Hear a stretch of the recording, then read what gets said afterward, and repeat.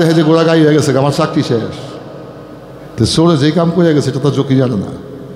তো জকির চাকরি বাঁচাইবার জন্য নৌকা নদী পার হয়ে যায় চক দিয়া, মাওলানা সব ওয়াজ করে আসে, হুজুর 12 বছর আপনার জকির চাকরি করছি, আজকাল 2টা প্রশ্ন আমার জাগছে, এটা উত্তর আপনার দেওয়া লাগবে। তোর আবার মাথায় কি রে, কোনোদিন এইভাবে প্রশ্ন করছ না, আজকের প্রশ্ন নিয়ে আইসস, কি প্রশ্ন করবি কর। যে আসমানে যে তারাগুলা ঝুলে এটা কি সুতা দা বাইন্দা তুইছে? মৌলানা সাহেবকে দেহ তো সালার পোশালা কি প্রশ্ন কইলা হইছে? আরে উত্তর দেন, যে আসমানের তারাগুলা জলে এগুলা কি সুতা দা বাইন্দা তুইছে কেউ? দেন বেটা ব্যাক করলে যে আল্লাহর কুদরত। ও তারাগুলা খোদার কুদরতে আসমানে রয়েছে। আচ্ছা এটা বুঝলাম। আচ্ছা গোড়ায় যে রাজভোগের মতো লাদে বড় বড়, এইটার ভিতরে কি কোনো মেশিন আছে? হে ব্যাক করলে এটা আল্লাহর কুদরত। ও গোড়ায় যে রাজভোগের মতো পায়খানা করে এটা কুদরত। আচ্ছা ঠিক আছে, এইটা আল্লাহর কুদরত। এই বকরি যে ভুটের মতো পায়খানা করে, এইটার ভিতরে কি কোনো ছোটোখাটো মেশিন দিয়ে এটা করেনি? তাহলে কী প্রশ্ন শুরু করে বলছে, এইটা আল্লাহর কুদরত। আসমানের তারা জ্বলে এইটা আল্লাহর কুদরত, গোড়ায় যে রাজভোগের মতো লাদে এটা কুদরত, বকরি যে বুটের মতো পায়খানা করে এইটা আল্লাহর কুদরত, আপনার গোড়া যে গাই হয়ে গেছে এইটা আল্লাহর কুদরত। তো শরীয়ত এই যে তুই কুদরতে চলে সেজদা করস, তাই কুদরত কুদরতকে আমার আজকে পারলে বাস্তব একটু দেখাবি, ওইটা দুজনে পাই যাবো গা। সারা জীবন ডাকাডাকি করছি, আর ডাকাডাকি করা পারলাম না, পামুল এরকম বাইন্দা।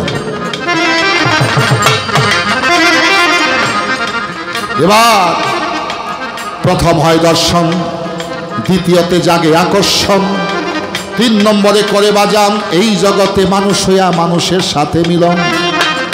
যখন মিলন হয়ে যায় ঘটে বিচ্ছেদ, বিচ্ছেদে জ্বালা বাজান সহা হইল দায়। কি খেলা খেলেছে দয়াল এই না ধরায়, আমি কুদরত বাজান চাই না রে তোমার, দেখতে চাইছা মনে পইরা থাকবো বাধ্য তোমার ওই প্রেমের চরণে। বাস্তব তোমাকে একটা রূপ দেখাতে হবে। প্রশ্ন ভূতের চেয়ে অদ্ভুত সংসার, এখানে তোমার প্রশ্ন আছে, তুমি জবাব দেবে। তাই গানে বলা হল,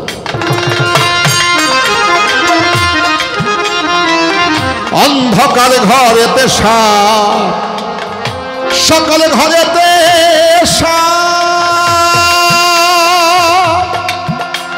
বাপরে বাপ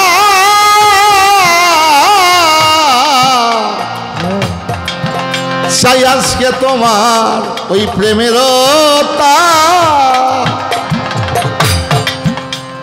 অন্ধকার ঘরে যদি সাপ ঢুকে না, কোন জায়গায় বাড়া দিবে? মনে বসে সারা ঘরে সাপ হয়ে দিছে, কথা সত্য না মিথ্যা? আর যদি আলো থাকে তাহলে বুঝতে পারবেন যে চোখের নিচে আছে। তাহলে অন্ধকার, এই যে তুমি কান নিয়ে গান গাও, আমি অন্ধকারে এক সাপের ডরে আমি এই ঘর ছেড়ে যেতে পারব না। আমার এই নূরের যে পালা, এই নূরের আলো যদি জ্বালাতে পারি তাহলে আমি নির্ণয় করতে পারবো সাপটা কোন জায়গায়। রাগ একটা কথা গত কয়েকদিন আগে বলছি, সাপের বিষ কই থাকে? দাঁতে। মুখের মানুষের বিষ থাকে কই? মানুষের বিষ দাঁতে না, মানুষের বিষের মুখের কথায়। একটা কথা দিয়ে যদি মানুষকে অন্তরে আঘাত করেন, এই কথার দুঃখে মানুষটা মারাও যাইতে পারে। সাপের বিষয় দাঁতে, মানুষের বিষয় কথায়। তাই দয়াল নবী বলেছেন, নূরের নবী বলেছেন, তোমরা তিক্ত ভাষায় কথা বলিও না। যদি গালিও দাও ওটার মধ্যে প্রেম দিয়ে দিও। আর যদি তুমি ভালো কথা তিক্ত ভাষায় বলো, যদি কোনো লোক গিয়া কয় এই সারার মাঝি নৌকাবিরা 500 টাকা পুরস্কার দিন, মাঝি গো তোর মতো যাত্রীরা পান্না করে বিষ খায় ওইটা জানো বলা। তাহলে মুখের কথা মধ্যে বিষ আছে। আবার একজনে গিয়ে কয় বাবা আমি তো নিমতলি গেছিলাম গান শুনতো, পয়সা করি নাই, আমার কি গুদারা বার করে দিবা? রায় কী করস? কামলা খাটি। কই গেছিলি? গান শুনতে গেছিলাম। তো কালকে কী করবি? হয়ে থাকো। তো শুয়ে খাওয়া দাওয়া কেমনে চলবো?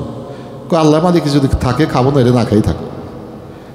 মাঝি তার পকেট থেকে 50 টাকা বাইর করে দিছে যে কিছু নিয়ে যা, তুইও খাইস, তোর পোলাপানরে খাওয়াইস। তাহলে মুখের কথায় শুধু গাঁটি পার করে না, তাদের পকেটের টাকাও দিয়া দেয়। তাইলে বোঝা যায় এখানে এই কথার মধ্যে মানুষের একটা বিষ আছে। আমরা তো সেই বিষ প্রয়োগ করা থেকে বিরত থাকি।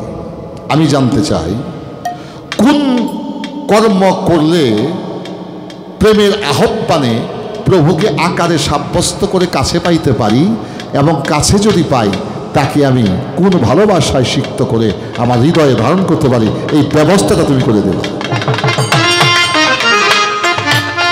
সুখের রজনী ছিল বাজার, আসলো গভীর হইয়া,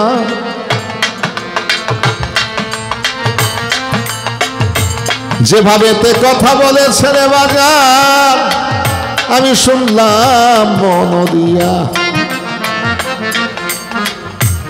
কয় আমারে আপনি আগে রাখছেন বাপ, তারপরে আমি আপনাকে আব্বা রাখছি, আমি আপনার বাবা হয়ে গেলাম, আমিও বাবা ডাকি, আপনি পরে বাবা হইছেন, আমি গেছি বড় হইয়া। উপরে উঠলে বাজার, নিচে নামার ভয় আছে, উপরে উঠতে চাই নাই, আমি থাকবো নিচা হইয়া।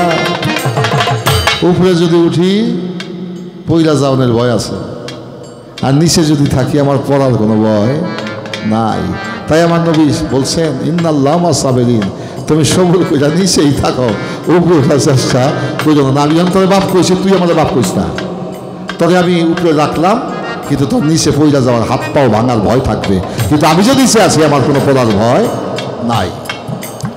এই পর্যন্ত মোটামুটি আমি রাখি। আবারও